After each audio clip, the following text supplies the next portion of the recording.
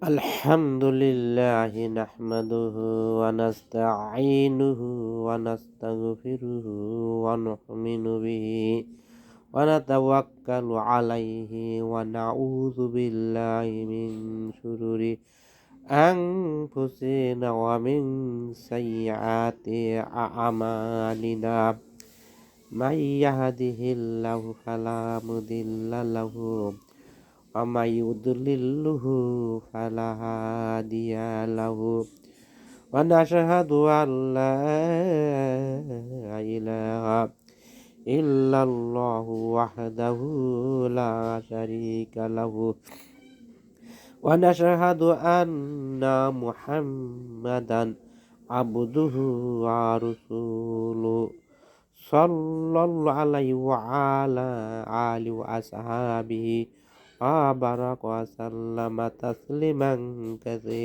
كثيرا أما بعد إن الله ملائكته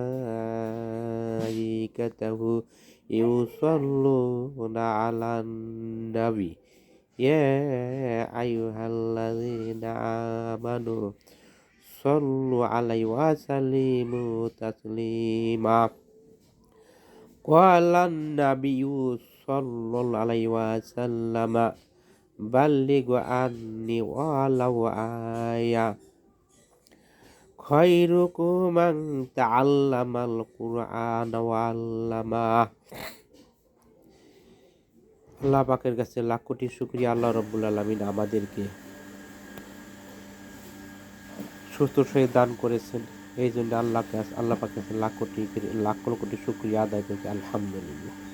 আল্লাহ রাব্বুল আলামিন বলছেন, যে ব্যক্তি আমার নিয়ামতের শুকরিয়া আদায় করে, আমি রাব্বুল আলামিন তার নিয়ামত বাড়িয়ে দেই। এবং যে ব্যক্তি আমার নিয়ামত অশুকরিয়া আদায় করে, আমি রাব্বুল আলামিন তার কাছে আমি নিয়ামত ছিনিয়ে নেই।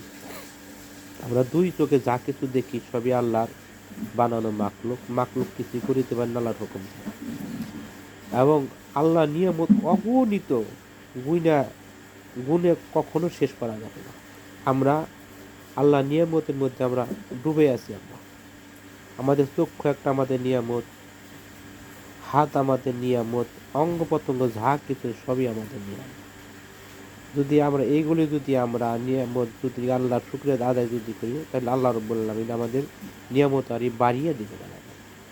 দেখা যাইতেছে একটা লোক 80-90 বছর 100 বছর হয়ে গেছে, তবুও সে কি করে, সে বৃদ্ধ বয়সে যে কোরআন শিব করে, তার চোখের আলো আছে, স্পষ্ট সে দেখতে পায়। তার জন্য এটা বিশাল বড় নিয়ামত। যে দেখা যায় যে একটা লোকের বয়স 20 বছর 30 বছর হয়ে গেছে, চোখে দেখে না, সে নিয়ামত সে হারাই ফেলাই দিছে। সে চোখ দিয়ে একটা কত বড় নিয়ামত। এই চোখ দিয়ে আমরা পৃথিবীতে আমরা দেখতে আলু বাতাস আমরা দেখতেছি, আমরা মা বাবাকে আমরা দেখতেছি, স্ত্রী পুত্র ছেলের আমরা দেখতেছি। যাদের চোখ নেই তারা তো পৃথিবী কোনো কিছু দেখতে পারতেছে না। পৃথিবী ধলা না কালো, মা বাবার চেহারা কেমন সেও দেখতে পারতেছে না, ছেলের সন্তানের চেহারাও দেখতে পারে। তাহলে চোখ কত বড় নিয়ামত। হাত একটা কত বড় নিয়ামত। যাদের একটা হাত নাই তারা বুঝে হাতের কত বড় মূল্য। যখন একটা হাত হারিয়ে যাবে তখন বোঝা যাবে হাতের কি মূল্য। এগুলো যদি আমি আল্লাহর শুকরিয়া আদায় করি, আল্লাহর হুকুম মাফিক কোনো যদি আমি চলাফেরা করি, তাহলে আল্লাহ রাব্বুল আলামিন আমার এই নিয়মিত গুণ হিসেব নিকাশ করবেন। আর যদি আমি আল্লাহর হুকুম মতো পৃথিবীতে চলাফেরা না করি, তার বিপরীত চলাফেরা করি, আল্লাহর হুকুম মানলাম না, তাহলে আমার এই নিয়মতের আমার আল্লাহর কাছে হিসাব দিতে হবে। আমার হিসেব দিতে হবে, কোনো ছাড় নাই। চুল পরিমাণ আল্লাহ ছাড় দেবেন না যদি আল্লাহর হুকুম ছাড়া যদি পৃথিবীতে বিদায় নিয়ে আসতে, কোনো ছাড় নেই। আমার এক শ্রেণীর লোক আছে, তারা মনে করি পৃথিবীতে খাবো, ঘুরবো, আনন্দ ফুর্তি করবো, এইটার মধ্যে আমাদের জীবন মনে হয় না। ভাই, এটা জিন্দিগি না ভাই। গরুতেও খায় ভাই, গরুতে খাবার খায়, টয়লেট করে, প্রস্রাব করে, ঘুমায়।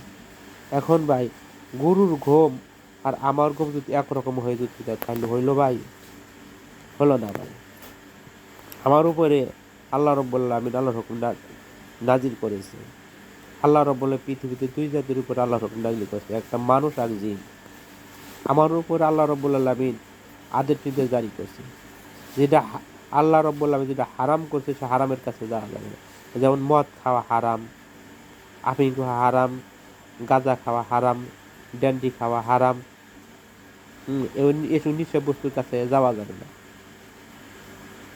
আর আল্লাহ রাব্বুল আলামিন যে সমস্ত কাজ করার আদেশ করছেন সেসব কাজ আমাদের করতে হবে।